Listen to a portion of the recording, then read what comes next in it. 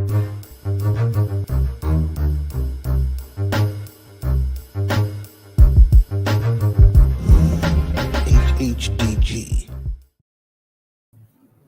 Peace, HHDG. We are on another episode of HHDG Media, the podcast. And as always, shout out to our Facebook group out there, Hip Hop Discussion Group, HHDG, tuning in. Shout out to all y'all checking out the upcoming interview, as well as the latest music and discussions that we have. As always, you can check out our website, hhdgmedia.com, that you can see at the bottom on the banner. Check out the latest music that we put up there, as well as our merch and upcoming events. And as always, it's not just me. It's a whole HHDG Media company that makes that possible every week. And that goes with Rock Vader KB, The Mayor, T. Smith, Skelly Top, and myself, Wiki. And before we get in to our guest for tonight, gotta give them their props. You know, DJing is one of the you're the crowd controller. You know, so there's so much that comes with being a DJ. Before you even know how to control a crowd, you got to have the skills for it. And if you got the skills, your longevity is going to show, no matter what venue or event that you're at, local party, wedding, it doesn't matter. You know, those skills is what, you know, keeps the word of mouth and gets the networking for you to do other events.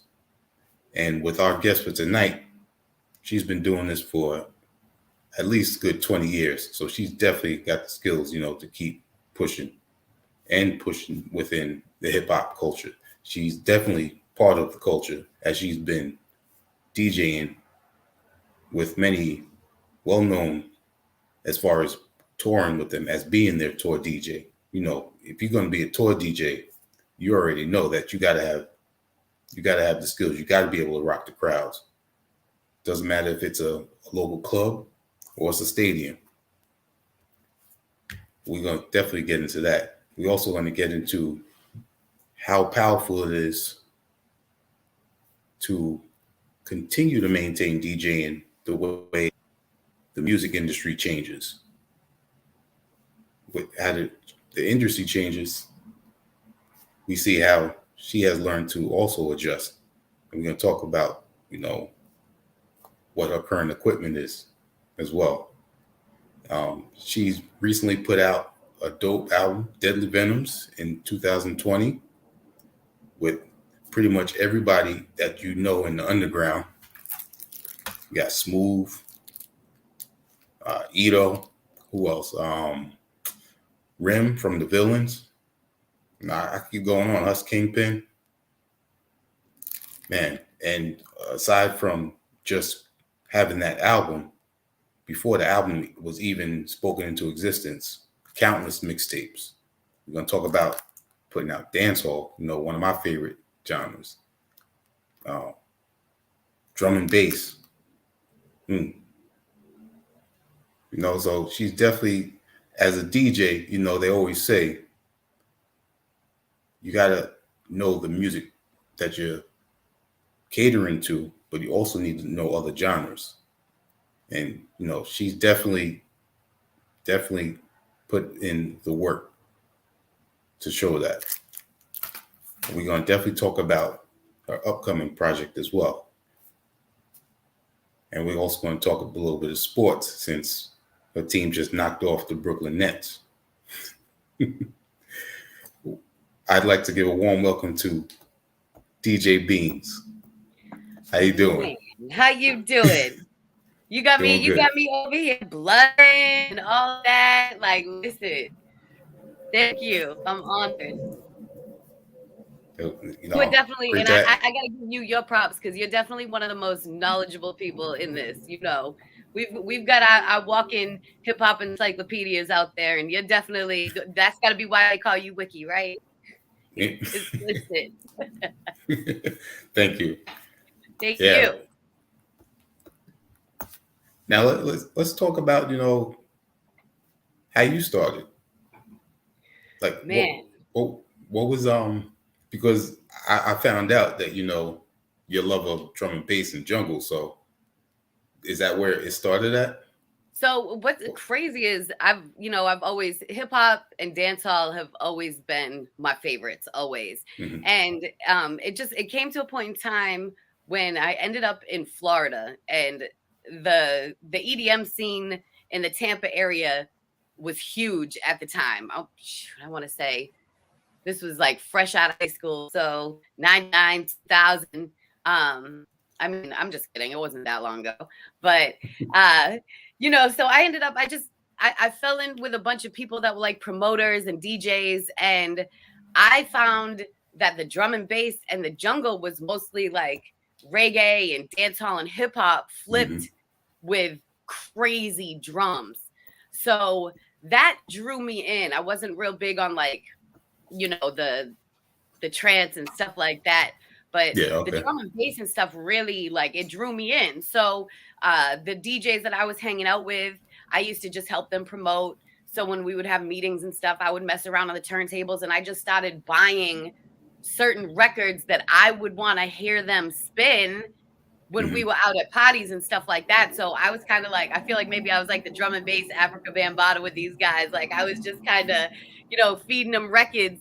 And then they kind of tricked me into it one night, and I ended up doing a set. I didn't think I could DJ. I didn't know I could DJ.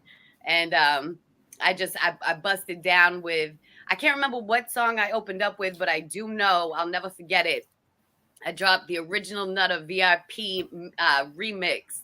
And when this beat dropped, nobody was dancing, and everybody got up and just started. Like I got chills every time I tell this story for 20 years now. Like I get chills from it because it was just so amazing. And that was the day I was like, holy shit, I'm a DJ. I love this. So I'm not even gonna lie, like there was obviously like experimenting with party drugs back then. So it's not really something I can just throw on now. Like I go back and I listen to some old drum and bass and stuff like that. And, I can listen to it. I love it, but can't really get down with it the way I used to. But it's also changed. Like things have turned into dubstep and stuff like that. Yeah. So it's a little harder to keep up with. But then I ended up gravitating, like when I lived in the DC area, I started getting into Baltimore house and Chicago house and stuff like that stuff, So it kind of opened up my love for, where the originators, because of course you got go-go in DC, but it opened up my mind to all these other aspects of music that was out there, and what really a lot of hip hop is based off of too. So what it has based itself off of hip hop. So yeah, definitely. Yeah.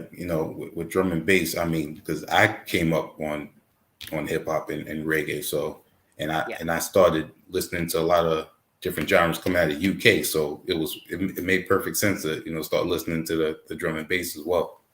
Yeah. And what's crazy is we used to, pick up and go to these huge raves that like the flyer would take up half of our wall because of all the DJs that would be on it. So, I came across Qbert and, some of these super dope producers / DJs that are so influential in hip hop. I got to see them live because of drum and bass and stuff like that. And I got to open for some of them, which was huge for me. So, it kind of kicked off my career real big in Florida. When I was the only female DJ other than like DJ Irene, who, man, shout out. I met her son randomly at the Superdry store like a few months ago. He was like, do you know who DJ Irene is? I was like, what? But she was like my favorite female DJ because she used to get busy at these raves. Like I'm telling you. So I got to see a lot of dope DJs in those days. Oh, that's great. And when it comes to styles of DJing, there's certain things like my uncle, he taught me, understand the type of music you're playing, understand the tempo, pay attention to certain samples because, another track might have that'll, work with the crowd. But above all, having many different skills, you got the scratching, you got the blending, the cuts, and, there's different ways of putting music together, not just of hip hop, but of other genres. And that is a skill that not too many upcoming DJs are capable of doing. That right there is huge. Um, I always go back to this conversation I had with somebody on Twitter who tried to tell me I wasn't a real DJ because they don't see me scratching and doing all the crazy stuff. But that's the thing that's an aspect that shoot. I mean, I'll tell you, I used to practice hours on end. I'm dyslexic when it comes to scratching, so I can scratch. But people always tell me like I need to scratch more because I can actually scratch. But for me, Mm-hmm. I've always been more of a blender and stuff like that. And I have prided myself on, we'll go back to this since we were talking about the Celtics. But ever since the death of my Kevin Garnett signature headphones, I have refused to use headphones when I DJ. So it had to take me back to like before Serato, when you had to actually mix with records, like having doubles was important if you wanted to be able to do the type of blends and stuff that I do now. So it ended up making me have to kind of refresh my skills and come back and take away the comfort of Serato and not having to think so hard on. I mean, I still think very hard on my sets. I can't help it. Like sequencing is one of my things. But yeah, there's so many arts to it. There's so many different things. And like you said, having to transition into, maybe if you notice the crowd isn't dancing and they're not being receptive to what you might be playing, you still have to find a way to transition into what they want to hear smoothly without train wrecking and, all sorts of crazy shit that I almost feel like technology has made it almost impossible to do, although it still happens. It's been a while since, but the last time we were really outside and I was at clubs, I can't help it. You'd be judging the DJ. But yeah, there's so many different aspects that go into it, like, um, the DMCs and stuff like that. Like, I'm friends with some like DMC champions, some runners up, stuff like that. Like DJ Mike C, who we brought out on the Cloth Show in LA. I wanted to bring him specifically because I was on Zulu Tribe Radio on Be Real TV with him, and his skills are incredible. So, he's a producer and he was in the DMCs, and I mean he's amazing, but he doesn't get the kind of recognition that certain DJs get nowadays because it's one of those elements that just isn't. I don't want to say it's not appreciated anymore. There's just not a light shined on it to the point that people can get that recognition for that aspect of DJing. So I've been lucky enough that I've been doing this for so long. I might not be a scratch master that can scratch with my face, with my leg up over my head and stuff like that, but blending, crowd control, and stuff like that.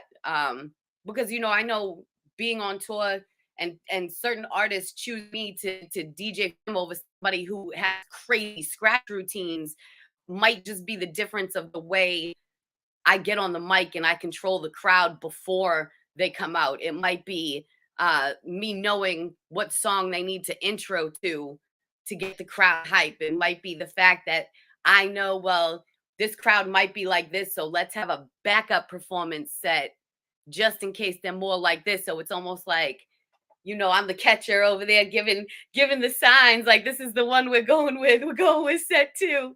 There's a lot of different aspects that come into the skill sets of different DJs. So, there's so much. There's so much that goes into it, and being in it as long as I have, I can recognize the different skill sets and strengths in different DJs, and not all DJs are just DJs, such as myself. And then there's some who are just DJs and are so incredible at it. Technology is just a hell of a bitch sometimes. Yeah. And, a skill in itself is just being able to mix music without the headphones, and understand the music that you're playing. Everybody with these machines now, it can tell you when to go and drop it in with the next track. I mean, the machine's helping you, but the real skill is you.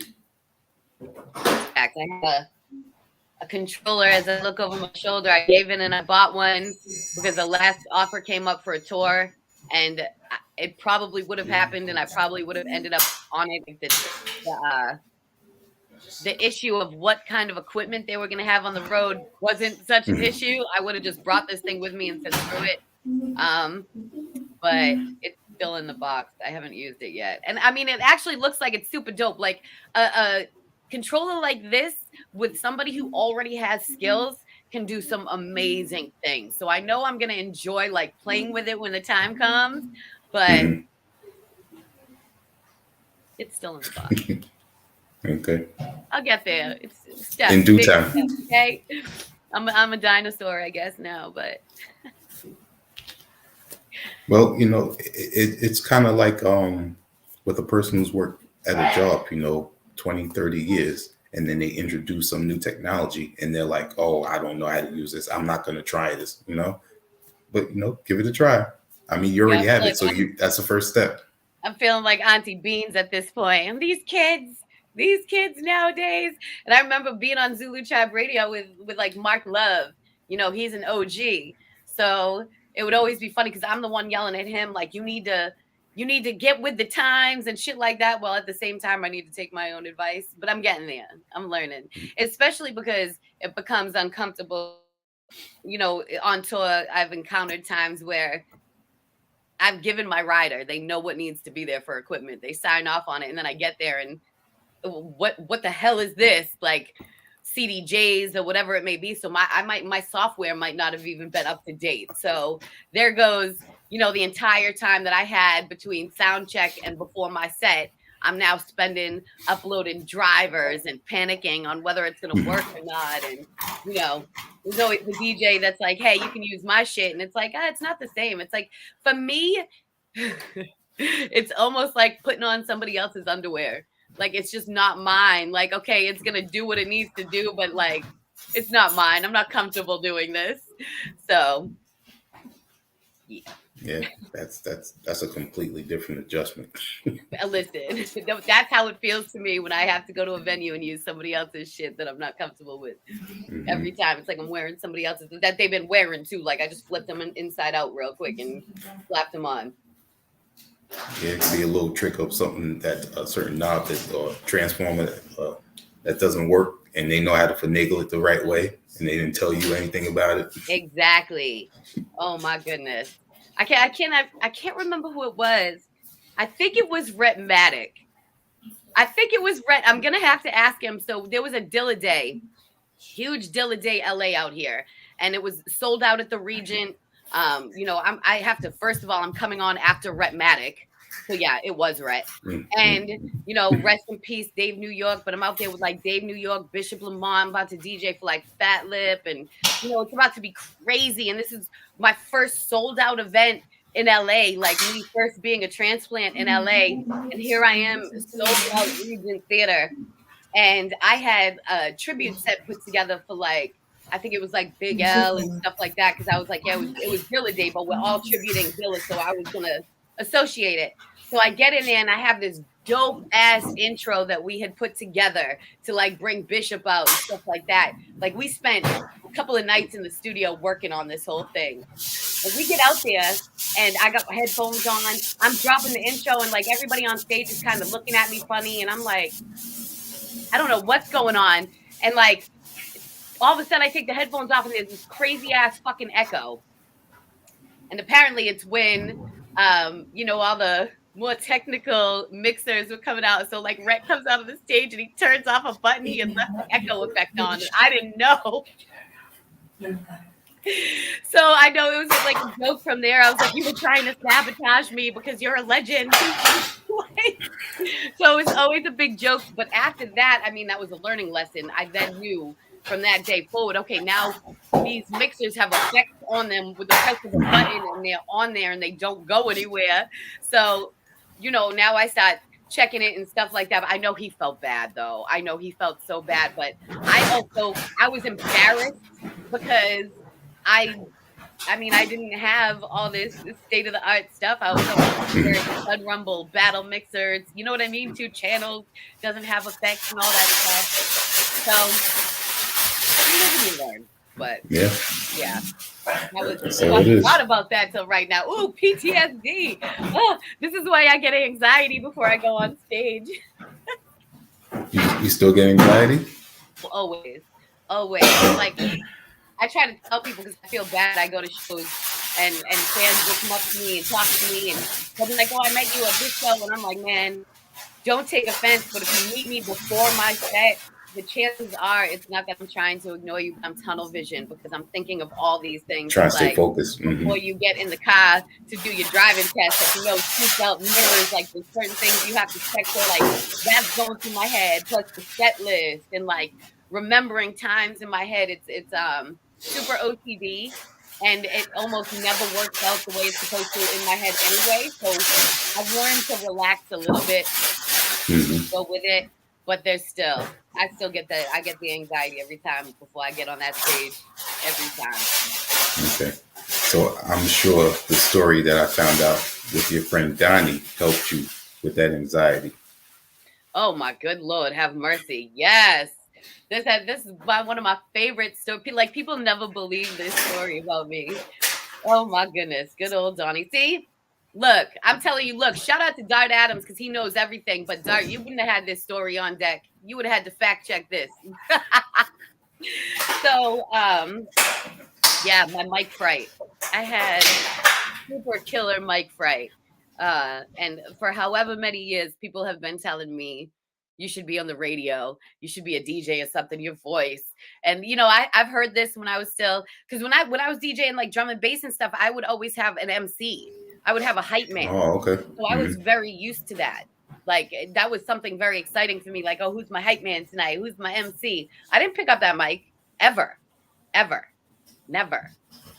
So, I had put together this super dope rap to get on. A couple of my friends wanted me to feature on their track years ago when I was in Virginia.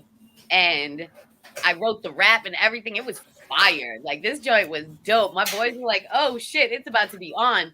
So I get in the booth and stage fright. Like, I couldn't do anything. Me, of all people, like me, even I surprised myself, like, I can't do this. And then I try to rap and I sound recited, I sound petrified. It was all bad. We wasted hours trying to get me to record a little 16. I couldn't do it. I had to give it up. And my boy was just like, this is crazy to me. You can't be a DJ and be scared like that to get on the mic. He was like, and on top of that, you were in the studio with your closest friends. What are you scared of? And I'm like, the mic? I don't know. Like, it's recorded. It's one of those things you go back to listening to your voice on your answer machine. Like, oh, is that what I sound like? And I can't stand it. Man, I still, like, even now, like, I sometimes I'm like, oh God, I hate hearing myself sometimes. But my boy was just like, okay. He was like, nah, we've got to do something about this. So, we used to do work all over the place. And one time he was like, on the weekend, he was like, all right, well, we're going to West Virginia to the strip clubs. So I figured, he's going in there to make some money, do whatever he does. So I was like, all right, I'm just going for the ride, whatever, it's cool. So we get out there and it's super early. The club is just opening, like there's nobody in there.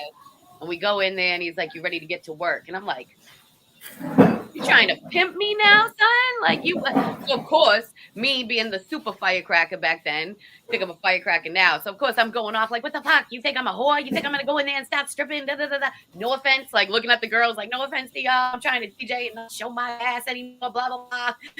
Sitting there trying to get respect, all this other shit. Why am I gonna get naked on stage? And he was like, if you don't calm down, Boston. Takes me up to the manager. He said a lot of people used to call me Boston. Boston before BeanZ was fully to life yet. I was Boston, but introduces me to the manager, and he was like, "Oh, this is her. Okay, let's go." And he brings me up into the DJ booth, and I was like, "Oh, I'm DJing," and he was like, "You don't know what you're doing." And Donnie's over there laughing. He thinks it's hilarious. He thinks it's so great. Watching me panic, watching the manager have no idea that I don't know what the fuck I'm up in there doing. And then he gets to, okay, so you have to announce all the girls. Here's their names. Here's the list. Then every 20 minutes you need to announce no cameras, no taking pictures. If anybody leaves their headlights on in the parking lot. And I'm like, oh my God. And there's no way around this. And of course, Donnie put me in the position like, okay, like he's put me in a place of employment at this point. I can't just get out that booth and walk away because then he has to DJ and then I have to sit there all night and I know I'm in trouble. So I would have had to sit there and fester for 4 or 5 hours like, oh my God, who's gonna try to fight me after this? So I do it. And by the end of the night, sure enough, like it was just a blur. Like I would be shaking before I would get on that mic. And then at the end of the night, the girls come up in the booth and they are tipping me. They are tipping the hell out of me. And they said, we have never had a DJ get on that mic that we could understand. Please come back every weekend. Like we need you. So it was fire. I mean, and just like that, from the women saying that to me. And then, I started testing the mic out at shows a little bit. And I realized like, wow, now like people know me, I can communicate this way. And I just started seeing how much bigger it brought me out as a personality, especially. So now as I'm doing my mix shows and stuff like that, I start talking more. And, I've never been one to yell like that on my tapes and stuff. People are always like, oh, we want to hear you on your tapes. And I'm like, I'm not trying to be like these other DJs that the hosting is all screaming. Like, I want y'all to hear the mixes. But when it comes to shows and stuff like that, like crowd engagement is now one of my favorite things. And if I hadn't gotten tricked into being a strip club DJ for a night, and then I ended up when I was in Florida, I was a strip club DJ for a little while and I loved it. It was great. I had a great time. So I had a lot of fun with that, but it definitely brought out the radio personality side of things. And, now I want to be like into voiceover stuff. I've been pursuing that for a couple of years and stuff like that. So it's just amazing how I went from mic fright to this. Like, shut me up in this interview. Go ahead, shut me up. You never know what skills you're gonna have, right? You put me in a certain scenario. Right. Yep. And I went as far as I took improv acting classes to help keep me on my toes. And that's when I really realized, people have been saying that to me for years too, like you should do voiceover work. And, I've done radio sweepers and stuff like that for radio stations and mix shows for years, for many, many years. It's something that I've been doing. But, once I took that acting class a few years back, that's when I was really like, oh my God, like I want to do voiceover work. Like I want to be in cartoons and stuff like that. And the improv was really just to help me when conducting interviews for my own radio shows and, me being more on camera and stuff. Recently, I had just wanted to be on it, and it helped a lot. It helps a lot. I don't know if it helps so much with the acting skills because, I be honest with you, you sound like a natural for the radio for the time that I've heard you. Yeah. Thank you. And I get it all the time still. Like I'll be at the grocery store and somebody will always be like, hey, you got a voice for radio. And I'm like, really? Thanks.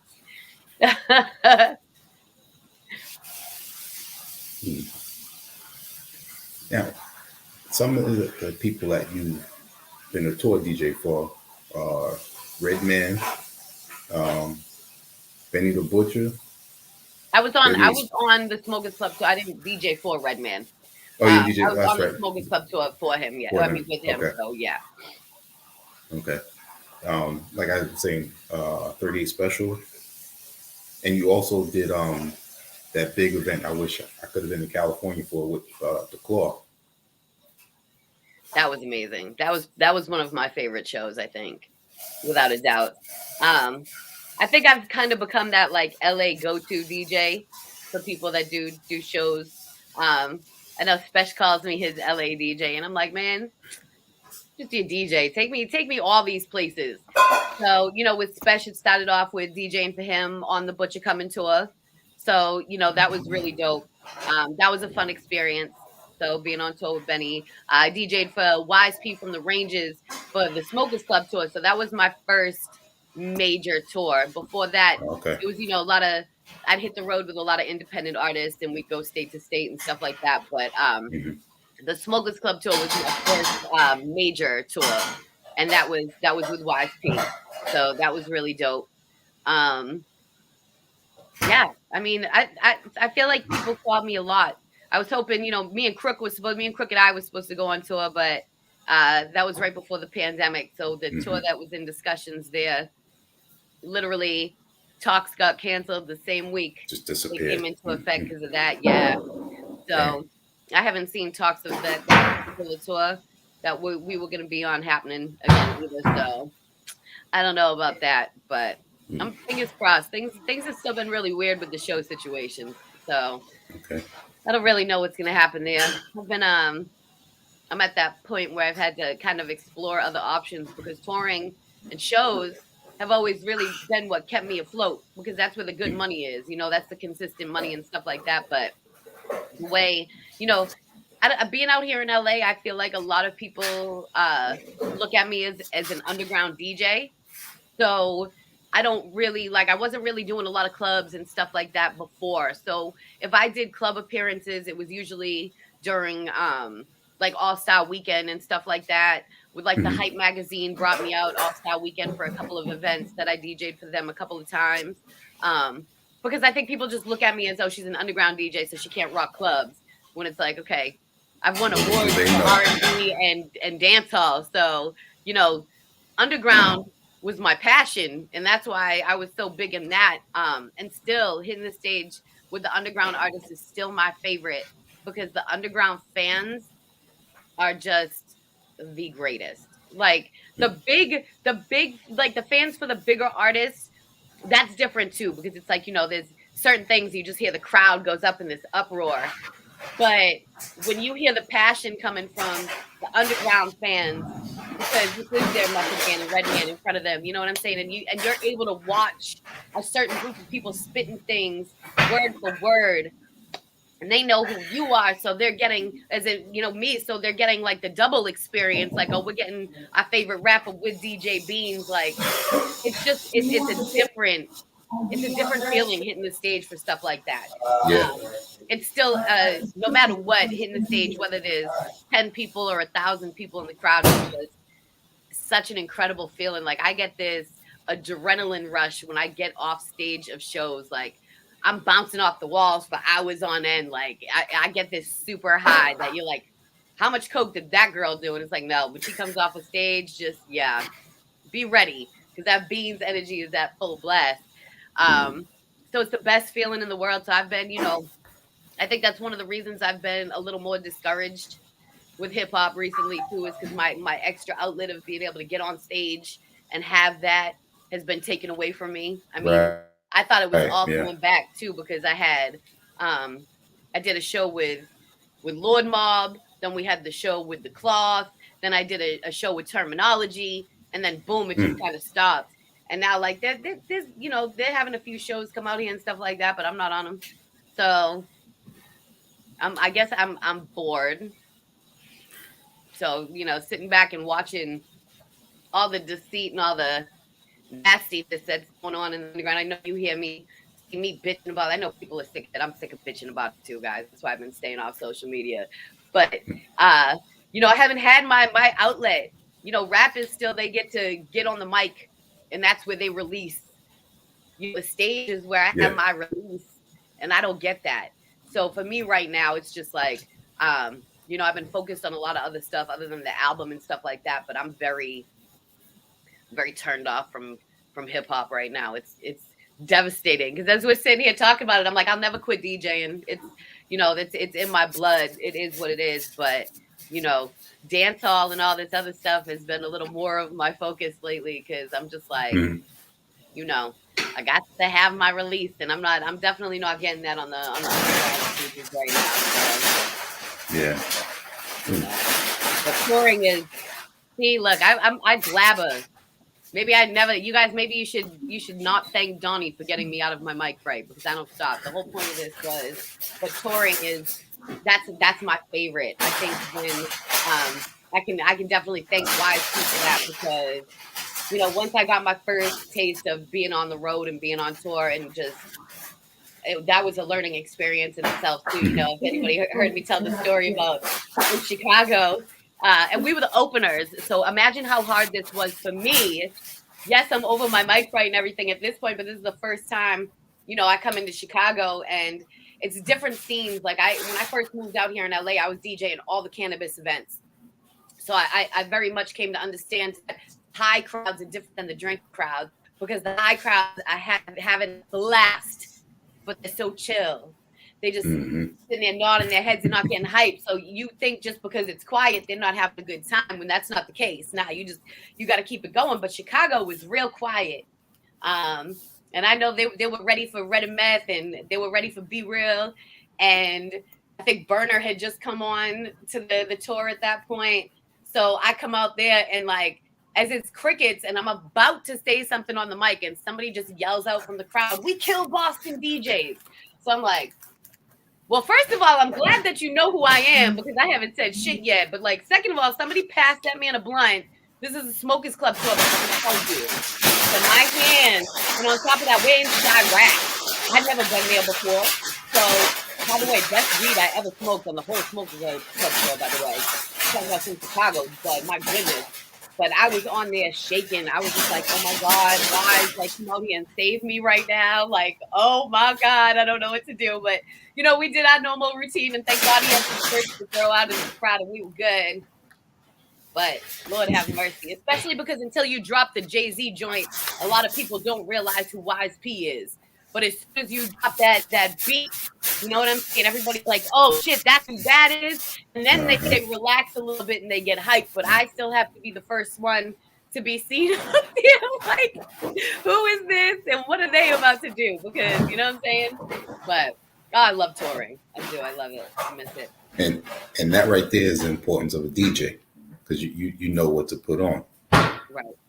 Yep. I've had to come out there and save the show a few times, and like people like Benny and like Ito and stuff, they know for me, I don't care how high the crowd is. I'm not bringing out Benny. I'm not bringing out Special. I'm not bringing out Ito until the crowd is crazy. So you know what I'm saying? So it's whether I'm out there making them go doot, doot, doot, doot, doot, whatever it is, I get that energy up before they come out too. So, it sets the tone so we can have a great show. And things go wrong, shit happens. Like the Lord Mob show was a nightmare for me, because it was the first time I DJ'd for a bunch of people. And best sound people were messing everything up. It had nothing to do with me. But it was bad. I had a guy take the mic out of my hand at one point. Most disrespect I've ever seen. I mean, he apologized after, once he realized what he did, but it doesn't matter. It was had that happened to 25-year-old BeanZ. 25-year-old BeanZ would eject that dude right on stage and ruin the whole show. So gross. But a lot of shit goes wrong. Like I have had a nightmare. Like I was DJing for Mass Pike Miles, and Scrappy, excuse you, you interrupted my interview. My dog's over here shaking his eyes around. You know what I'm saying? Trying to be seen. Excuse me. This is about me, not you. Okay. He shook him again at me, just so you guys could hear him. But I was DJing for Mass Pike Miles. I think we were in Rhode Island. But the DJ booth was like glassed in behind the stage. So there was a sound guy back there with me, and then one of the guys from the label that we were working with.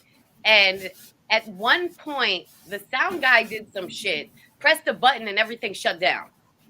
So the music shuts off, and that's already a bad look, because I had just started DJing for Miles. I want to say this was maybe our second show together.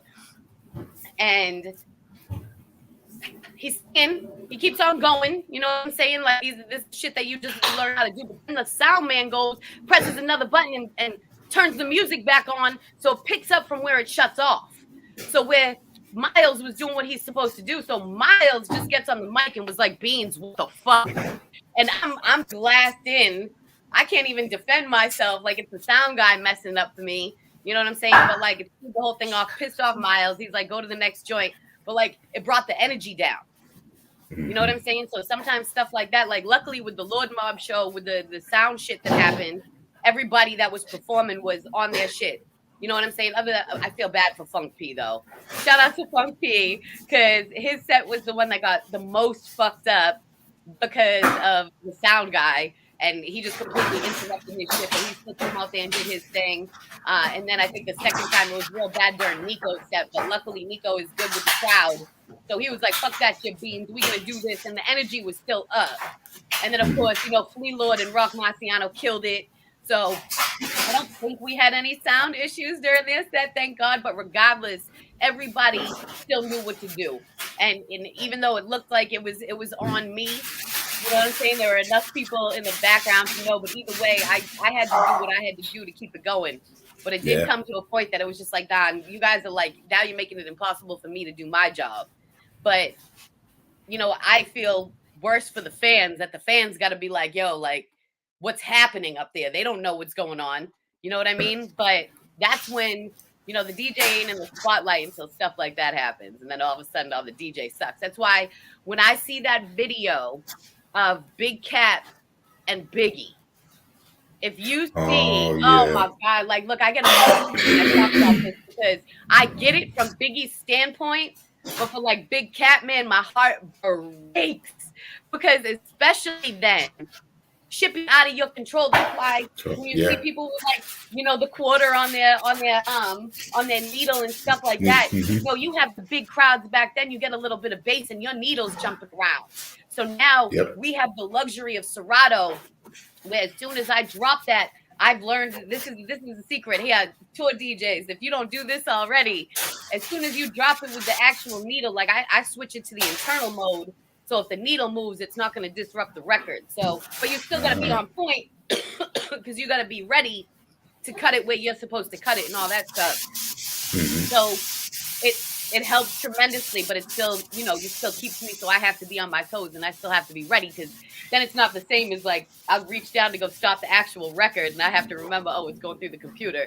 So, it's balanced. But I choose to still use my 1200s because I think it's still an element that's very important. So, blessing and a curse. When I see that video, man, I feel Big Cap so hard. I'm just like, I have flashbacks of like the Miles and like I lost sleep for months after that shit happened to me with Miles because all I could kept hearing go through my head when I would close my eyes and my head would hit the pillow was, what the fuck, BeanZ? And I'm like, in front of a big crowd, like, yeah. So it can be crazy. Yeah.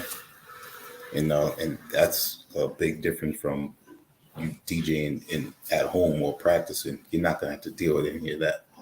So right. Like and that's all the stuff that comes with experience too. And I try to have that conversation with artists before I perform with them, and I let them know, look, if something goes wrong, I know like you might freeze up, you might not know what to do if you haven't done this before, but just know, like, just keep going. I'll pick it up at the next song, or we can start it over. You tell me what to do, but I'm gonna tell you what I'm gonna do if this happens. Like I try to prepare people now that I've never DJ'd with before and stuff like that, and I try to tell them ahead of time. You never know. You never know what could go wrong. But then, like, there's a show with the Lord Mob one, and it was impossible for me to sit down with every single artist before the show. That's why I think it's really important to have the same tour DJ on tours, because you learn how to bounce off of one another when these type of things go wrong. And that's why I ended up DJing for Benny, because this was when he was first becoming really well known, and I was like, yo, you're too good to have a house DJ on the road with you. Like, look, I'll go with the bare minimum just to make sure that I can be on the road with you and you have the same DJ at every show. Like, it doesn't matter if there's 2 people in the crowd. It doesn't matter if there's 15. You know what I'm saying? It's all about showmanship still. People are coming to see a show. And that's what's amazing about Benny is, he still performed as if there was a million people in the room, even when there was only 2 or 3 people, at a show, when, we're first on these little spots in Utah and stuff like that. You know what I mean? He never performed any less, no matter who it was for. And that's one of the things I really loved about him. And I taught him some things on the road, and then, Wu-Tang ends up telling him like the same type of shit. So he knew, he's like, okay, BeanZ might actually know what she's talking about. So, it's a lot of fun. Like, And the cloth, performing with the cloth is one of my favorites because, of course, Riggs is like a master leader. He's got to be one of the best leaders ever. Like, absolutely. You know, so he had them practicing and things didn't work out, but I was supposed to fly out to Rochester to do some live run throughs with them. We didn't get the chance to do it. So, I mean, he would call me on FaceTime and we would sit there and, you know, go through things and all that stuff. The night before the show, we were in the studio rehearsing until 4:30 in the morning. You know what I mean? So I love that because they care about what they give to their fans and stuff like that. And I would say, like, my performance with Mooch that night, I post it all the time, and I don't care if y'all are sick of seeing that shit. But the energy that that Mooch put off on his performance was just so amazing. Somebody caught such great footage of it from the crowd, and like I just that feeling that I had that night, like with all of them, for real. Of course, I was super hyped about DJing for Rob Gates because he was one of my new favorites and stuff like that. So, you know, Rob got a song that makes me cry. So I was like, oh my God, I don't know if I'm going to be able to perform this song without crying. Like, we're going to find out. I think I did. I don't think I got teary-eyed. I think I was in it. But, man, that was one of my favorite shows that I've done in my many, many years of doing this shit. And between the dedication and just the fact of how strong everybody on that show was, you know, like with Lennox Hughes, you know, I wasn't I needed a little bit of time, so I didn't get to DJ for everybody like Symph and stuff like that like I wanted to, because I needed a little time for myself because I was hosting and DJing the whole show. So that's when Mike C came in and Mike C did his thing with them. But getting to DJ for Ason too. Ason Eastwood, man, I was already a fan. Yeah, been a fan. Look, another one. I'm one of those. I get them chills with like this is one of those situations. So like meeting Ace in real life, first of all, his energy. Oh my God, it's just like when you hear him on a track. It's absolutely that. Like he's that. And so his real life energy. And my best friend, she don't like nobody. She don't like nobody, and she loved him. They're sitting there speaking to each other in Spanish, talking their shit to each other. It was just great. Shout out to my Benugget in that. But yeah, with Hyde Entertainment, shout out to her. Yeah, so Ace, and then our performance. Like, of course, he kicked it off with one of my favorite joints. So you know, just up there with him. Let me talk my shit, man. So that was for me. So of course, being the DJ that I am, but being a fan too, like it's dope. It was so shout out to Finn, thank you Finn for not coming. So I got that opportunity to DJ for Ace.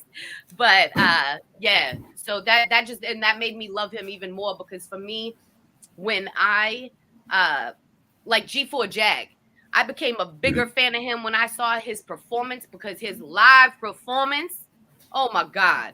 He's amazing. His stage presence is phenomenal. Rome Streets, of course, I was already a fan of Rome Streets. I didn't DJ for him, but being in the crowd, watching that man's breath control and his energy on stage ain't nobody like it. Like when I tell you, my jaw kept dropping because I'm like, he hasn't stopped. He's not out of breath. Like you can be in shape like Riggs. You know what I'm saying? Solid, in shape. Nothing's going to put you out of breath and all that shit. But, like, just to be able to do that as a performer and put on a set that long and to be that animated. So, like Riggs, Rome Streets, like that breath control is incredible. Yeah. You know? Yeah. So, I've seen getting to see some of these people perform and stuff like that. And, of course, I was hyped for, like, Mav. You know what I'm saying? Like, I don't know. I've searched for Mav performances and I've never seen a lot. So, you know, when I know it's somebody that's coming out that don't like perform a lot, like they might pop out. But to like actually get to do a whole set with Mav, I was excited about that. And when we were in the studio rehearsing, and mind you, it's 4:30 in the morning for me. These guys got off a plane from Rochester and on the move all day. So it's more like 7:30 in the morning for them. So like I seen it, Mav's getting tired in the studio, but he's still running through his shit. But Ace and fucking Rob Gates came into rehearsal to do their parts. Like Ace just had everybody like, I want Mav woke up. And then Rob came in and did his shit. Well, you see these guys, they woke up. The motherfuckers that were fading. And this was rehearsal. So I just knew, like, I knew that this was going to be a very memorable show, and it certainly was. You know, for people that weren't familiar with Lennox, we went over and rehearsed the set, and we did the beat roulette thing where I just pick a beat and throw it on his performance, and he killed it. So Nice. you know, I had to come out and do that. Yeah. So I had to come out and do that with him before I went in the back to gather myself and everything, because I was like, nah, I got to do the opening joint with Lennox.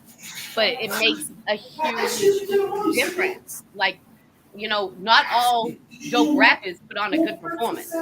That's true. Yeah. You know, and I think many years into it, when I really realized, of course, Method Man and Redman have always been the ultimate example of how people should perform. Those guys' chemistry on stage, no matter what, like the way they're in sync with each other, and just the performance that they put on, the characters in themselves. Not only are they legends, but the performance, like you want to go see them perform. When I was on the Smokers Club tour, every night I went out to watch Be Real, because Be Real did a routine with his DJ that was fire.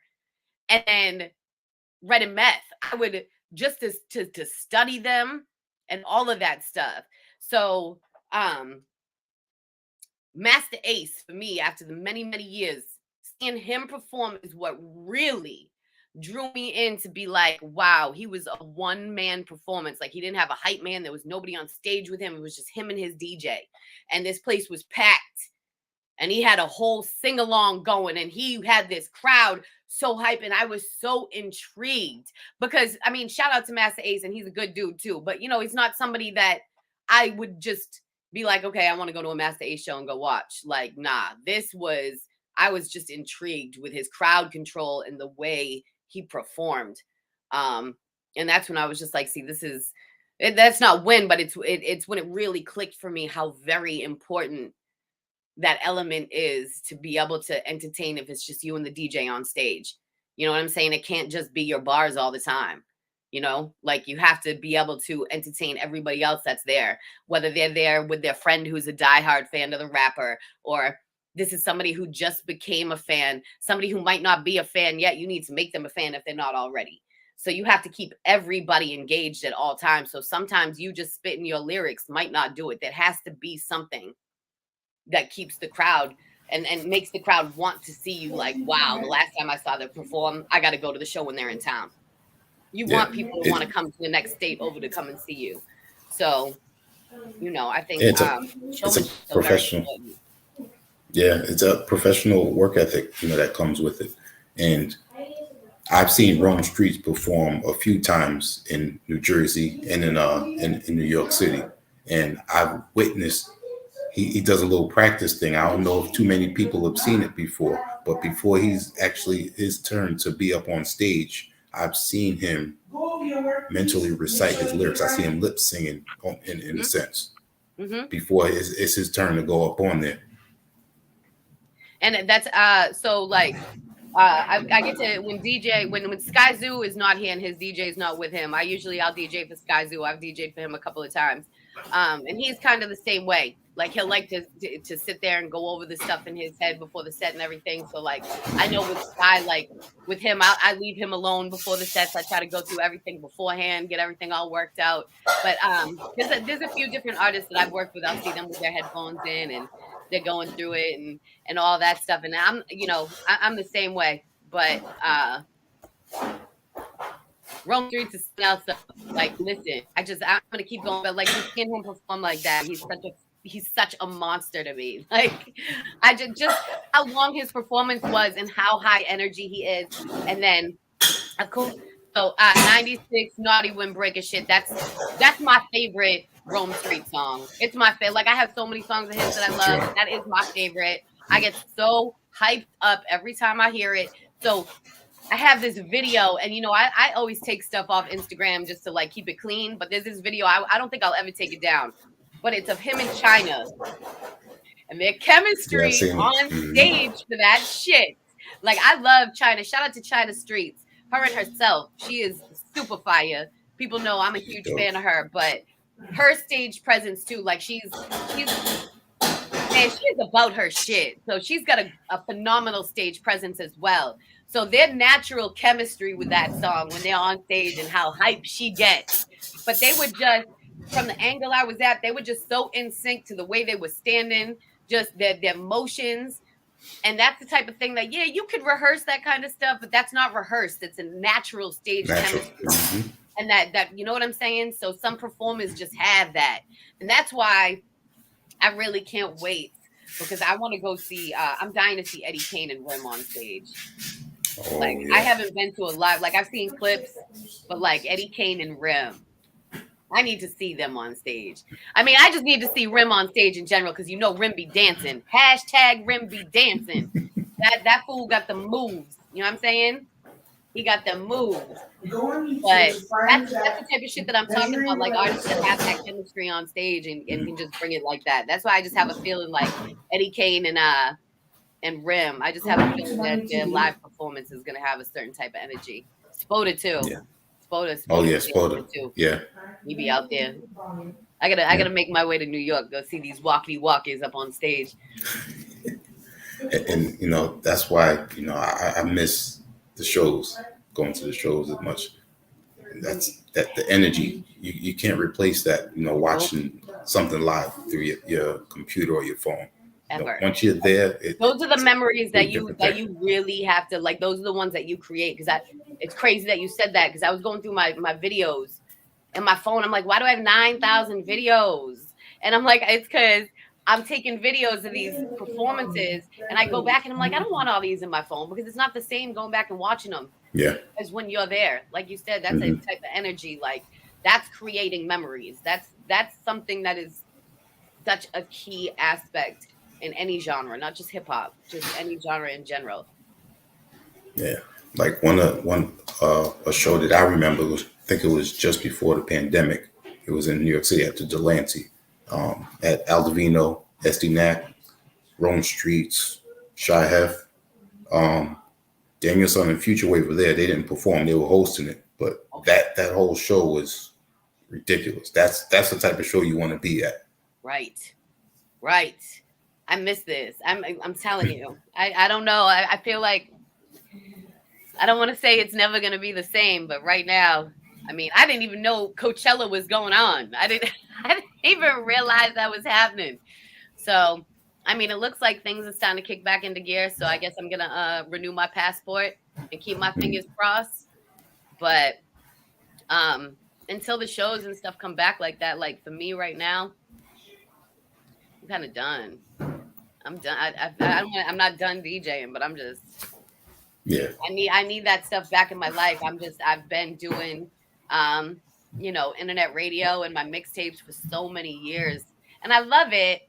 I do, but I need those live shows to keep pushing. It's, you know, it's to the point. It's like I'm at the point that I'm at where touring was really what paid my bills and was the bulk of my career. So I'm over here like, at my age, a career switch.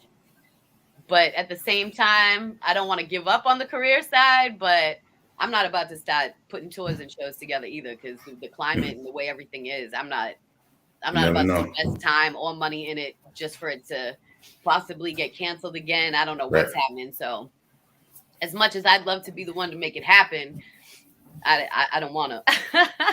I don't want to. So, yeah, I'm like, please bring the shows back. Bring them all back. Yeah. And you've shown quite the entrepreneur skills as well in adjusting with building your website and doing, you know, graphic artist work as well. Yes, thank you. You know, it ended up, so it first came up, of course, at the beginning of the pandemic and everything like that. You know, I'm like, okay, I need to find other things to do with my time, because Instagram wasn't letting me go live. Facebook wasn't letting me go live. My equipment wasn't good enough to stream on Twitch, so I couldn't do DJ sets on Twitch. I didn't have the money at my fingertips to go upgrade a whole new MacBook and all this other stuff just so I could stream on Twitch. So I'm like, what am I gonna do with my time? So I was working on the mixtape I did with Smooth and on the Conduit, and I needed to get some video promo done. And yes, my guy, you support everything. I appreciate you so much. I gotta put a care package together for you, ASAP. But that tape was so much fun because first of all, it's Smooth. And that me and him were supposed to do interviews together and all sorts of stuff that just didn't end up happening. I'm bummed because I really wanted to talk about how it came together and like the finished product, the reaction it got out of him, because I know it's a lot of tracks. It's a lot, like it's almost 2 straight hours of Smooth. So unless you're already a Smooth fan, it's a lot to get through, but it had to be done in order to tell the story of the Conduit and what Smooth has done. From so far from the beginning of his career into the end. So I know I needed as much visual, I guess, promo as possible to kind of help draw it in and really bring attention to Smooth. So I don't have the money to just fish out a couple $100 every week just for a 15, 20-second video that Instagram is probably going to block anyway. So I kind of wanted to learn, and I had already just used like iMovie and stuff of just, generic promo for my radio show and stuff like that. But one of my friends was like, why don't you try out Final Cut? And, I find out now Final Cut Pro is like one of the hardest programs to use. And I didn't know that, I decided like, let me just learn. So I sat the days at a time and just started finding like the best tutorials I could. And so I just started putting promo video together. And like my first promo video came out kind of dope. And, I sent it to a few people because I was like, somebody's going to tell me if it's whack. And not one of these people like that doesn't sugarcoat stuff and, isn't a yes man. Not one of them was like, nah, this is gospel. So all like, this is dope. So I was like, I really like this. I'm enjoying it. So as I'm getting into doing the promo videos and I'm learning, I dropped, I call it the Money Miz trilogy. And that's because shout out to Money Miz. He's just always been a huge supporter of the movement. He buys everybody's merch. He always puts a dope write-up. And I've known Miz, of course, being from Boston, I've known who Miz was for years because he had a site called Hip Hop and BS. So I've always had a lot of love and respect for Miz. So I said, I'm going to put out a mixtape and I'm going to tribute it to him because the first one was all golden era. And I think I might have thrown in like a little Ito and stuff like that. But, that's a whole other long story. But, my Conway tattoo. And if it wasn't for Miz putting me on to Griselda and stuff like that, I probably would have already retired as a DJ and stuff. So I got a lot of love for Miz putting me on to certain music that brought me back into doing what I do some years back. So I dedicated the tape to him. So it's called the Money Miz Mix, although it's not Money Miz. It's golden era and what, I would think he would have picked if he put the tape together. Right. The first one is mostly golden era, so there's a lot of Wu-Tang and stuff like that. And then as they progressed, the other two were pretty much all underground. So I had released them I started releasing them in like, I want to say 2017, 2018. So I re-released them, I think it was last year. And some Wu-Tang troll comes through bombing our posts talking about who are you to be selling Wu-Tang's music. And I'm like, first of all, pay attention to the mixtape. I'm only selling the physical copies. I'm not, it's up for streaming on Bandcamp and it's not even full tracks. It's me mixing, like, you need to relax. Don't worry, Wu-Tang is making plenty of money. My tape is not stopping them. So this guy gets so salty. So Bandcamp is, I feel like I'm almost sinning if I say this. Let's just say, like, in order for Bandcamp to recognize if you're playing somebody else's stuff, somebody has to directly report you. So this guy went in and reported my Bandcamp. My Bandcamp shut down. Now, let me tell you, first of all, why this hurt me on my side, because not only were my mixtapes and stuff like that the only thing that was really keeping me afloat during the pandemic, but this trilogy happened to be my best-selling tape. It had only been up for a couple hours. And when I tell you, it was the most orders I have ever gotten that fast. And this guy got my Bandcamp shut down, so I couldn't even get to the orders. I ended up having to like search through my email and find like each PayPal transaction. So I know like some people, you're welcome. Some people got CD bundles and they might have only like purchased the streaming package or whatever it was. So yeah, like I think the streaming shit was like I had them each up for $5 because it's either like you could put them up for free or you got to charge something. And Bandcamp, you can't just have free mixtapes anyway. You have to earn a certain amount of points. So I had earned a certain amount of points, but still. So I think I had them up there for like the digital was $5 each. So each one is what, like 30 something tracks. So I couldn't see if it was like physical copies people were buying or what. I just wanted to make sure people got their shit. But yeah, my Bandcamp is what I had built all of my tapes off of. Like, you know, when Good Music got me shut down in 2000, like I think it was 2016. All of this, like Audio Mac used to sponsor me. Everybody dropped me because the Good Music people started contacting anybody who was my stuff up. And if you have any of DJ Bean's workout, we'll shut you down. So even the people who were hosting my website, they had to drop me from their hosting because their lawyers called them and said, if you don't disconnect her site, we'll disconnect all your sites. And they hosted like tons of excuse me, I'm sorry, I've been under the weather. I see I'm a little sweaty and coughing a little. But so yeah, basically they went around threatening anybody who had my stuff up. It was like, if you don't take it down, we're gonna shut all your shit down. So everybody had no choice but to drop me. So that's when I had my little hiatus. And when I came back from my 3-year mixtape hiatus, the Money Miz trilogy was my comeback from the hiatus.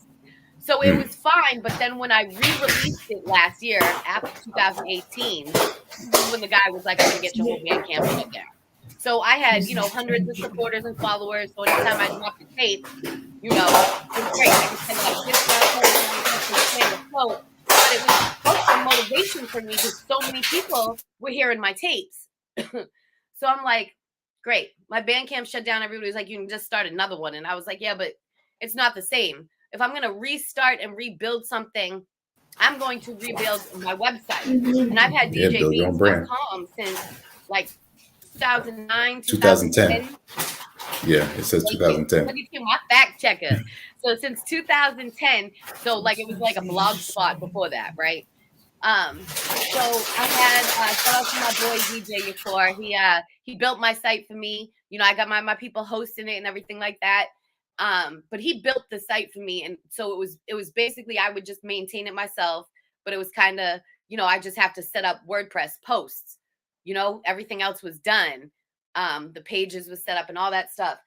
And I said, you know what, forget it. If I can't sell my stuff on Bandcamp, I'm not going to rebuild my Bandcamp. I'm going to make DJBeanZ.com the home of everything DJ Beans.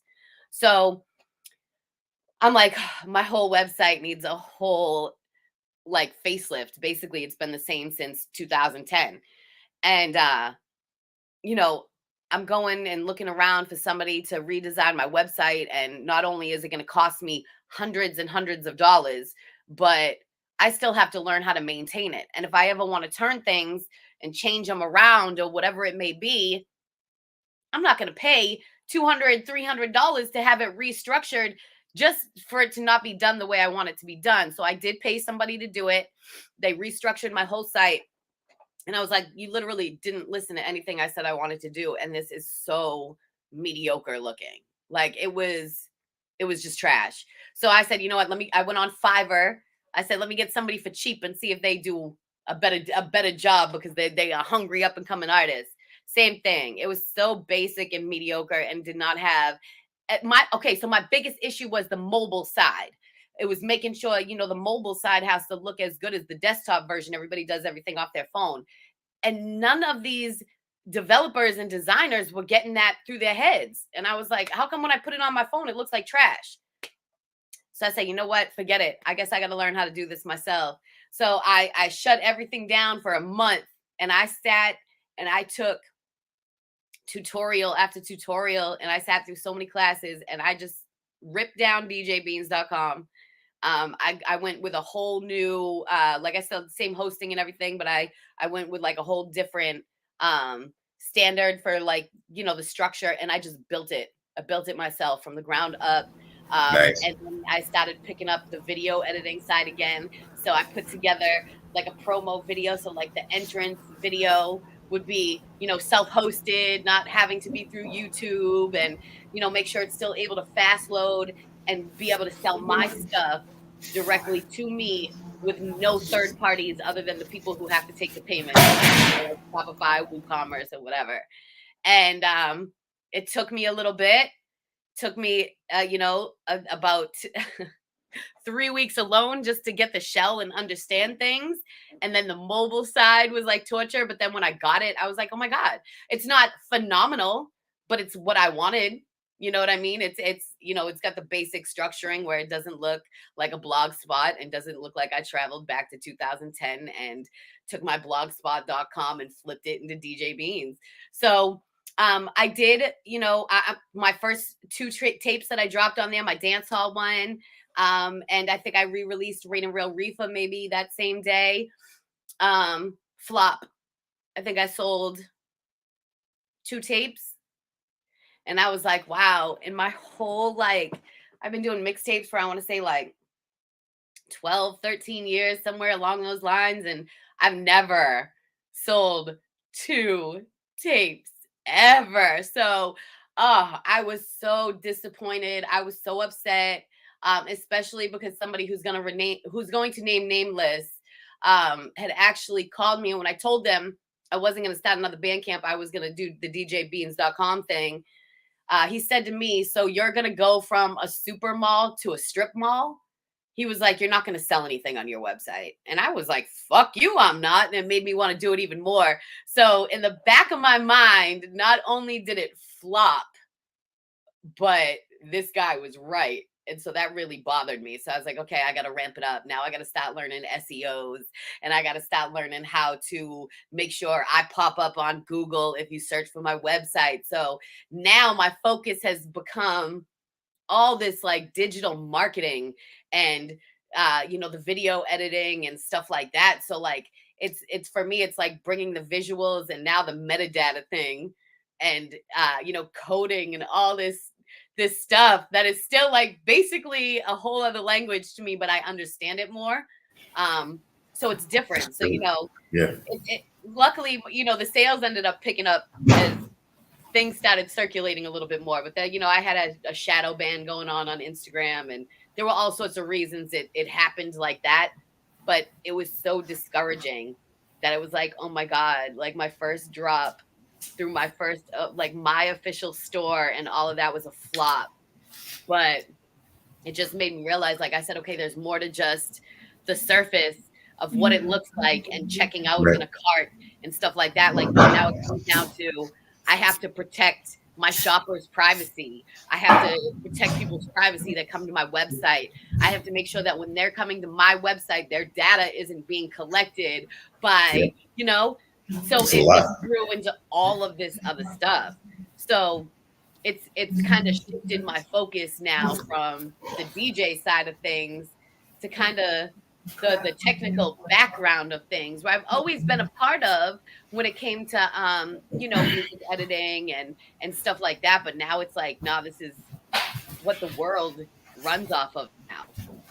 Crazy. And I've known this, but I didn't know how important things were, that it's not just about building your website. It's not just about putting a post up. It's also about the metadata that you put behind it so people can find it and all of that stuff, and that they're safe when they go to look at it. So it's crazy. There's so much that goes into it.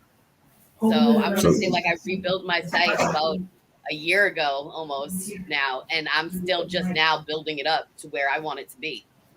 Mm-hmm. So you got the skills and you became business savvy at the same time. Trying to be. Definitely trying to be. It's still a learning process, but I love feeding my brain. I love it. That's great. Now, how long have you been in LA? Because you still have your Boston accent. I know, it's never going to go anywhere. I was just saying that to somebody today too, because they're like, oh, you just moved here? It's never going to go anywhere. I got here. So the Smokers Club tour in 2014. the last part of the tour was all West Coast. So I decided, my dad had just died, my grandfather died. Like there was just, I just wanted to get out of Boston. So I said I had 3 days off, 4 days off from, I think we had our show in Chicago. I had to be back at a show in Boston for something else that night. And then we had 4 days off. And I said, I asked my homegirl if she wanted to come with me. I said, I got 4 days to get to LA. You want to roll? And I packed up and I left. And I was DJing for Bishop Lamont. So, you know, I told him, I was like, well, I'm on tour. Can I leave my car at your crib until I get back and get my place settled and everything? And he was like, yeah. So, shoot. That's it. That's how it went down. I made it with time to spare. And 2014, October. So, wow. And I'm still here.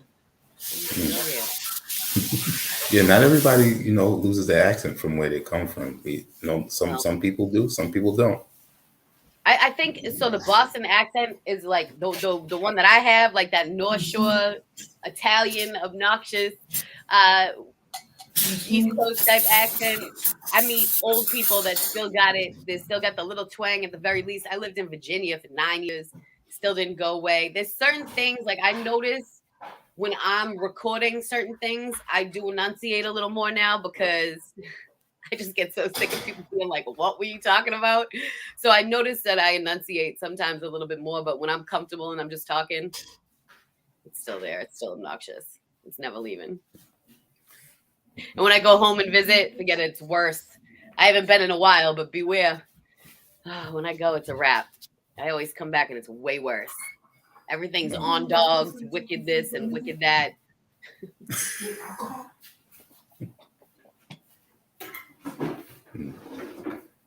So green is really your favorite color? It's my lucky color. My green eyeball. I see it. By the way, I won't put them out there. But the person who sent it to me, they are amazing and they are from here, so they are Lakers fans. And he was like, I'm going to send the Celtics screen, but it's Lakers all day. And I was like, oh, I love you. The fact that you could, because I wouldn't do that. I would have purposely been like, oh, you're a Lakers fan. Here's a green one. So he's better than me. Shout out to him. You know who you are. Good looking on the green, chaotic eyeball.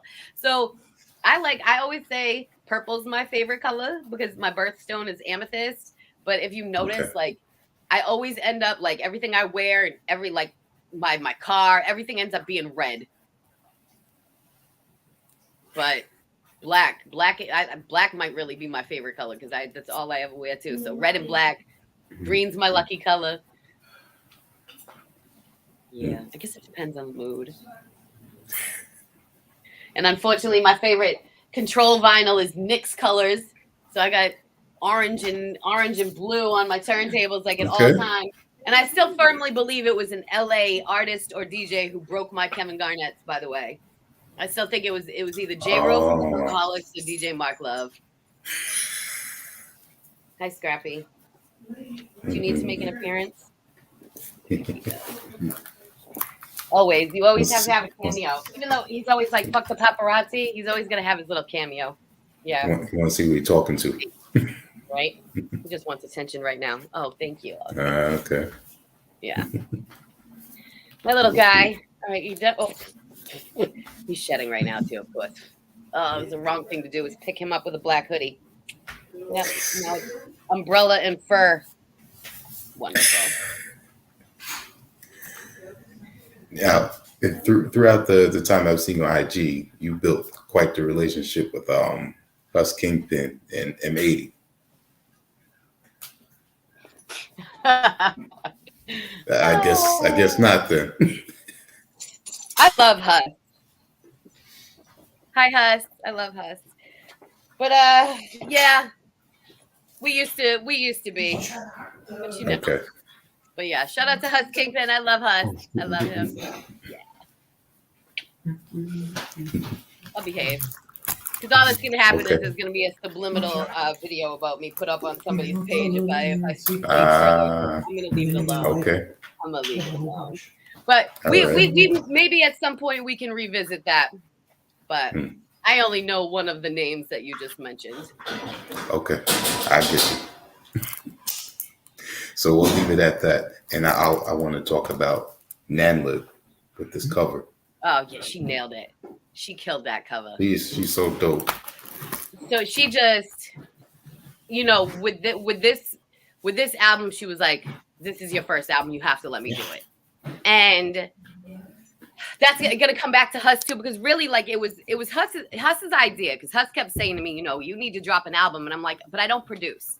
And he was like, neither does DJ Khaled. You know what I mean? And I was like, yeah, I should be the Khaled of the underground.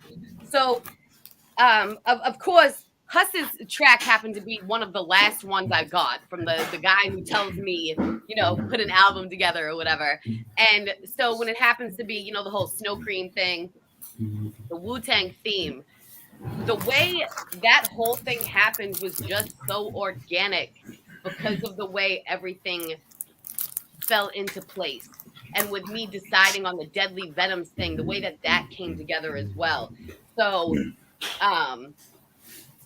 Nanlib, like, I didn't even have to say anything. Because she knows me and she knows my style. So for her to, she goes and she gets the old Five Deadly Venoms movie poster and does like a mock-up of it, and it was so dope. And like, she sends me a video of her printing it out, and I was like, oh my God, that is so dope.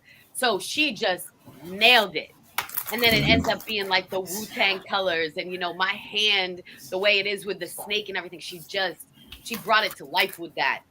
So it was perfect.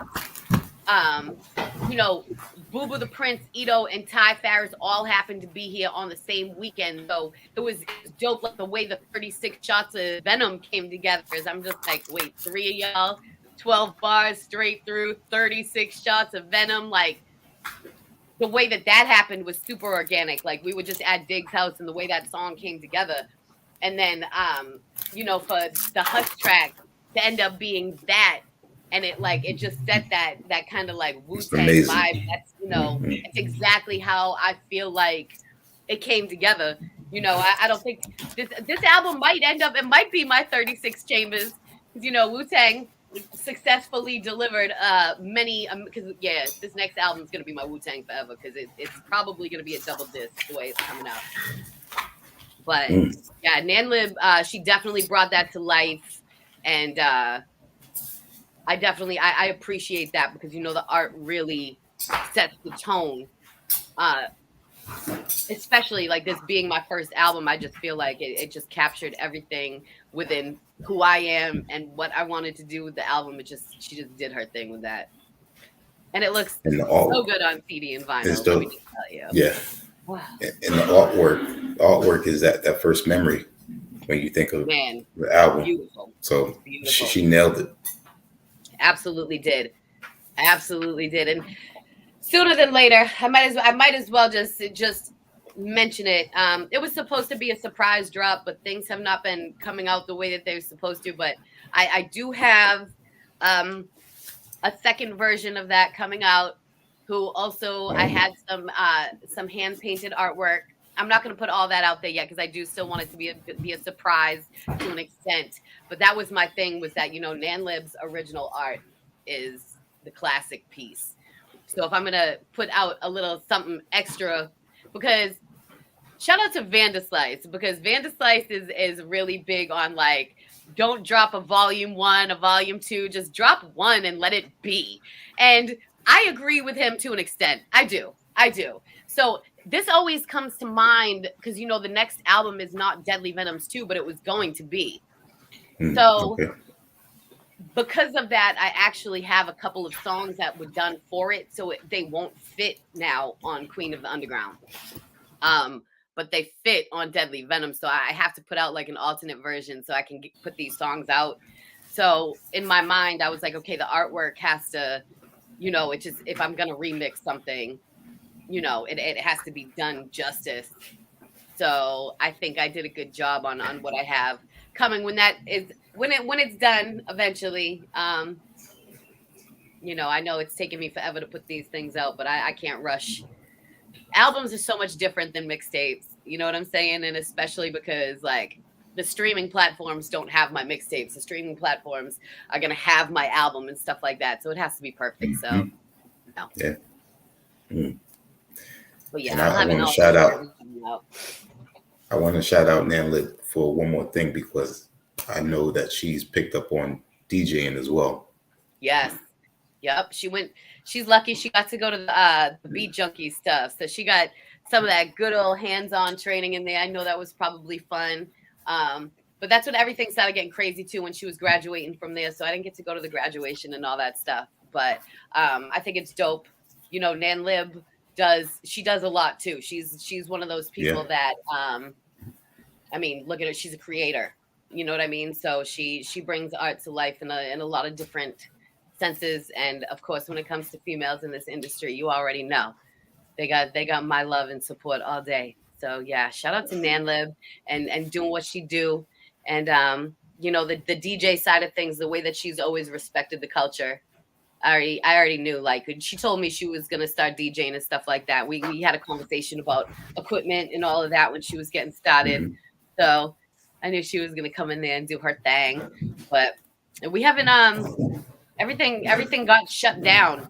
So like we haven't been able to all be outside, out and playing and stuff like that. So I'm sure things start getting put together and things like that. Me and her have done, we put a little something together in Pasadena a couple of years ago and stuff like that. But yeah, we haven't had an opportunity to do anything else. But I'm sure when we do, it'll be a blast.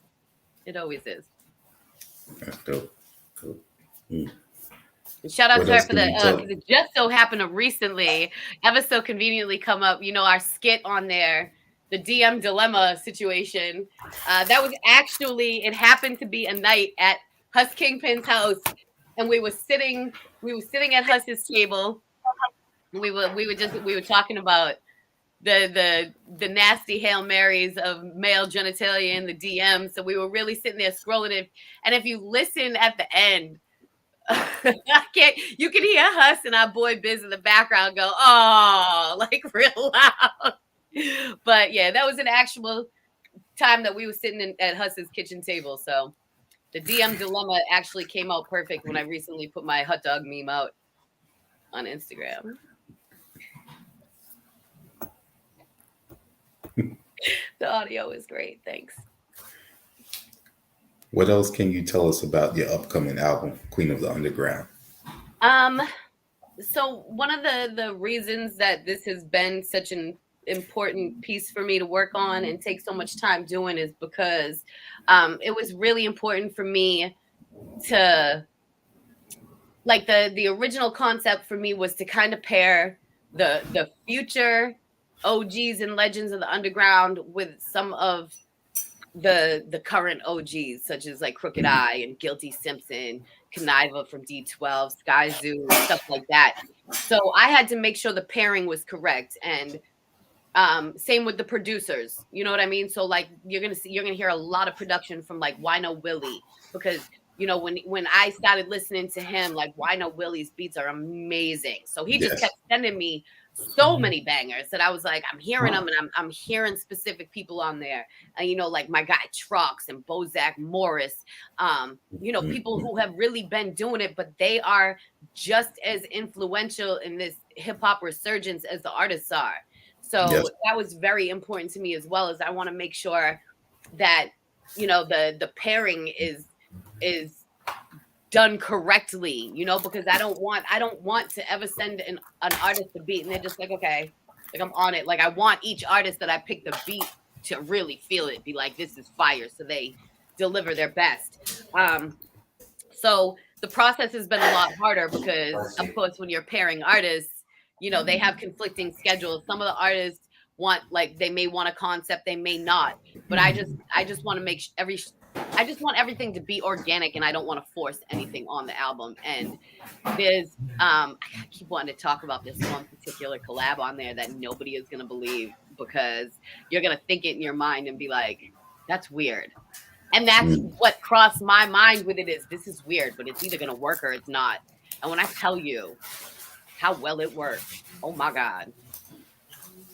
So just the way things will come in, and like, so like Mav to me is, he's newer to the underground side of things, but like Mav is an OG. You know what I'm saying? Like Mav has been doing this. Mav is like he's like the voice of wisdom out there for like so many artists and stuff like that. I mean, Mav is Mav. So one of the first collabs that I wanted, and it was there's a couple collabs on there that I was like, either they have to happen or they're not happening. Like, but they're gonna happen. So my first thoughts were Mav and Crooked Eye. I was like, it has to be.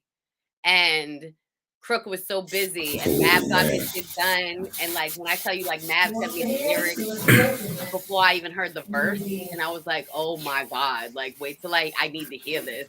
So of course Mav did his damn thing. My god. So I was like, okay, well maybe like Skyzoo or somebody, and we were like, yeah, but I was like, nah, I want it to be Mav and Crook. But I was like, okay, I know how busy Crook is, like, but I'm gonna go ahead with it. I'm gonna hit him up. And it took a little while, but sure enough. So that was one of those tracks, like, okay, I'm not putting this album out without it. If I'm told the track is gonna be done, it's like that's one of them. And that was one of the bucket list tracks. So there's like stuff like that. I've got a track with Kid Vicious from Detroit. Ooh, Royce's younger brother. And oh my god, right. So, you know, I never say that he's Royce's younger brother at first because he's so amazing. He hold his own. Oh my god. Like I be on him. Matter of fact, this is gonna be up later. Yeah. Vicious.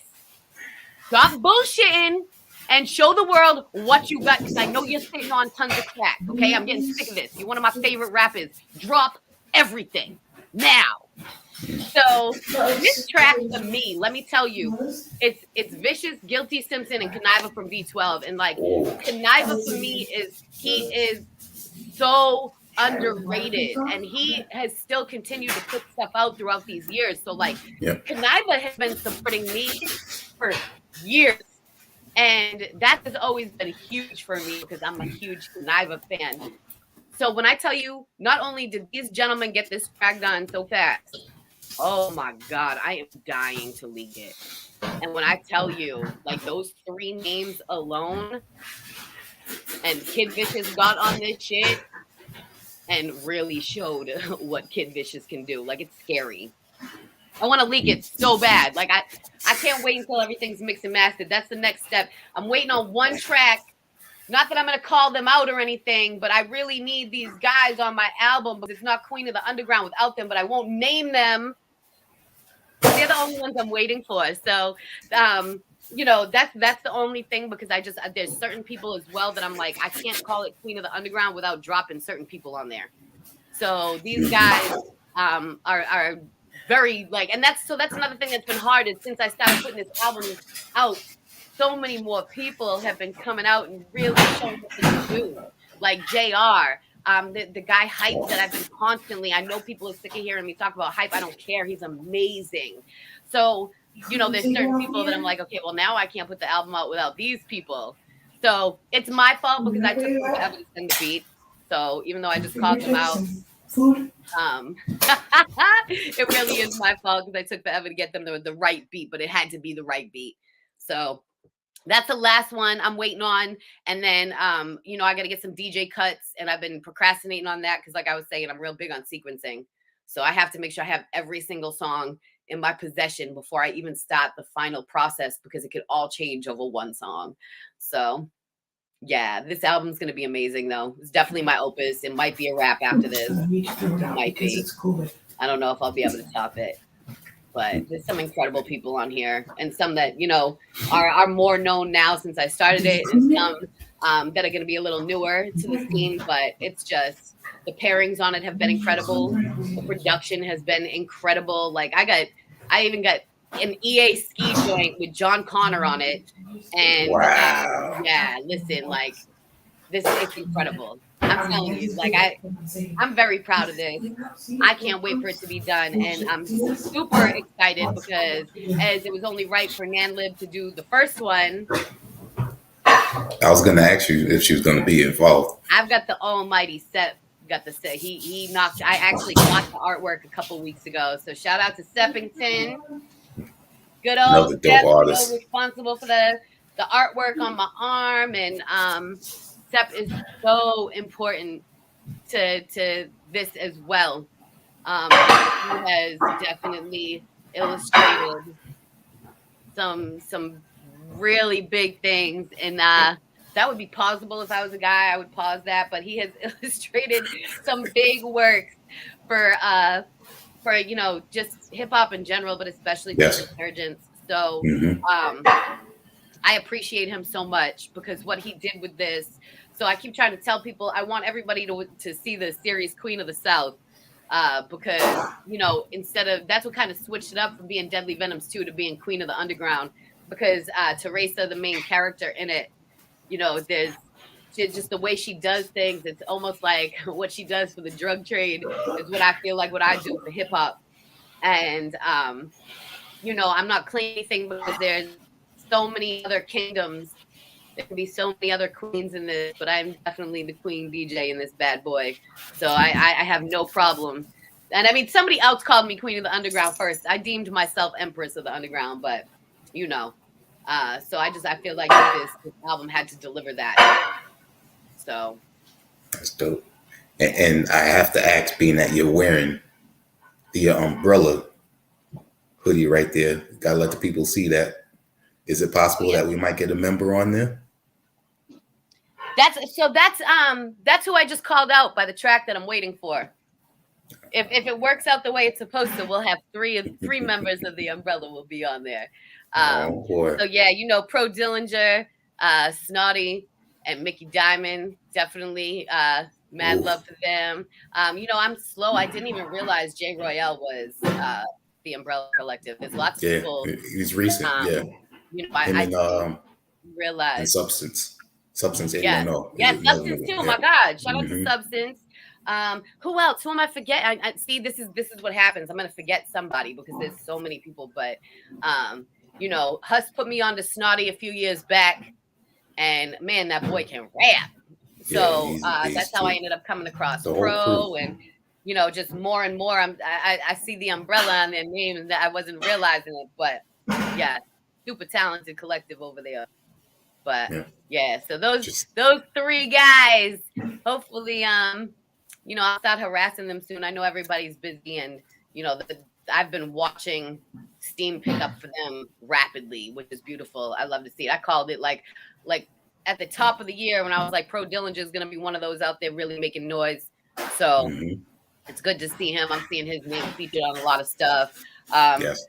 Super, super excited. UFO Feeve is another one. I don't shout out UFO Feeve enough.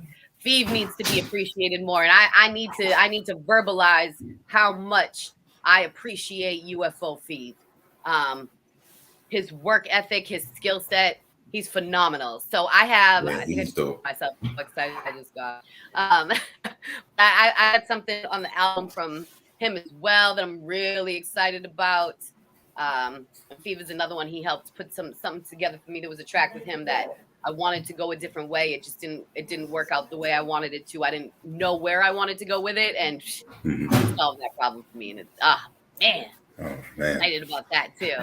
So yeah, that's dope. Yeah, this album's amazing. So hopefully, like I said, that's why I've been holding off on it, because I just feel like if I'm going to call it Queen of the Underground, it's only right. There's certain people like they have to be on it. They have to be. Yeah.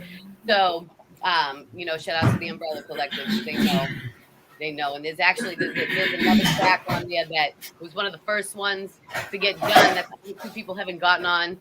And I've been thinking about it a lot lately the past few days, and I think I know who I'm going to put on there. And that will be a nice little extra track, too, because I was like, damn, that might have to wait, but it has to come out. So, but at this point, it's a lot. So it might have to be a double. I was gonna drop 1 and 2 back to back, but I'm like, nah, because then that way, I'd rather give people with a real full LP experience. Like, I'm sick of EPs. I'm sick of an album being amazing, but it's over in 30 minutes. So when I have it on repeat, I'm like, damn, after 3.5 hours, I've listened to every song 52 times. which I think, replay value is what makes something a classic eventually. So I want to be able to give something that, if somebody might not be a huge fan of this rapper, but loves these rappers, this album is going to have something for Bring them everybody. in. Yep. I'm especially excited about the main track, the Queen track, because it was supposed to be something else at first. I really wanted to not wanted to. I'm still going to dedicate this album to that blessed girl. And there was an all-female track that I wanted to put out that I was holding off on production from her, and I even told her, like, I'm not putting the song out without her. And I just recently found out a homie of mine has some of her beats that I might actually still be able to make this song happen. And if I do, that's going to put the album off a little bit longer, but it's okay if it does. But the other Queen track that I have ensembled, my goodness. Yeah, I think I'm also happy the album's taking longer too, because it would have gotten lost in the matrix. Like between 2021, at the end of 2020 and all of 2021, so much music dropped. Like even to the point that I'm like, slow down. I know I didn't think like 4 years ago I would be saying this, but even I'm saying like, slow down. I need time to marinate. Like I haven't heard this yet. Wait, what album was that on? I can't even tell you about certain songs because it's overwhelming. So trust me, on new release Friday, I'm going through at least 10 different albums and EPs. I had to take a whole break. Like I haven't even really, other than Hype and JR's new albums, like I haven't listened to anything. And that's, I mean, I got hit kind of nasty with the Rona a few months back.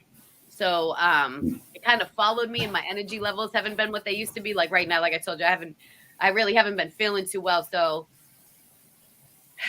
I had to slow down with listening to music, not even because I wanted to, but because like my brain, just constant headaches and stuff like that. But there's just been so much going on. I've been so focused on like the video editing side of things and really learning that I haven't been able to give new music a chance. And it's okay. There's a piece of me that's actually, it's been kind of nice. I'm like, I get in the car, I listen to my dance hall, keeps me up and going. I keep saying to myself, this too shall pass. Because like I've been talking about it a lot lately, that the ego in this shit needs to calm down, because that's also turning me off from wanting to listen to the music. So not only is it my health, but it's the egos and all that stuff. It's been disappointing to see. So y'all need to relax and calm down. Once you sell a diamond record, if you even know what that is, then your egos can come up a little bit. But otherwise, y'all need to relax. I'm just saying, y'all are dope.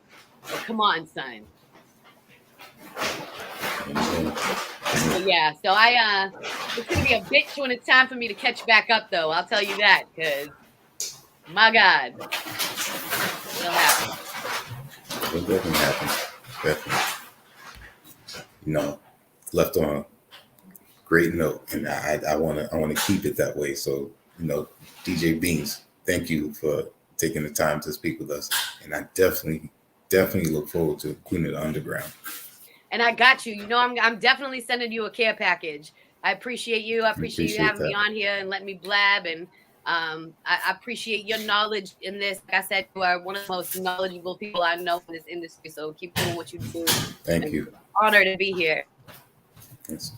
And I'll definitely be letting the masses know about it and share it through our website and all the socials, like I try to do every time something dope comes out. Thank you. And I'm going to post this up on my website too, as a matter of fact. So yes. Thank you. As always, you can give you a shout out.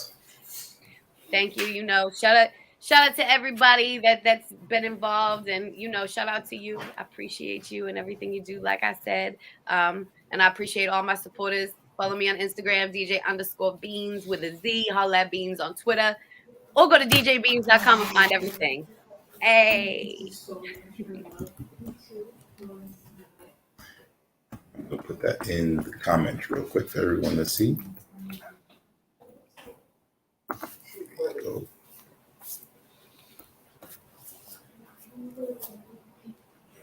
DJ BeanZ. Holla at BeanZ. you. It's all right. I mean, you giving the fans, some news. True. I'm sure they're eager to hear that. Definitely appreciate that. Shut up. And this will be up shortly after it ends, so I'll send you the link to you as well. And I'm gonna go and share that. Amazing, and I will share it right back. I'm gonna go get this little furball out for his walk so he can stop harassing me.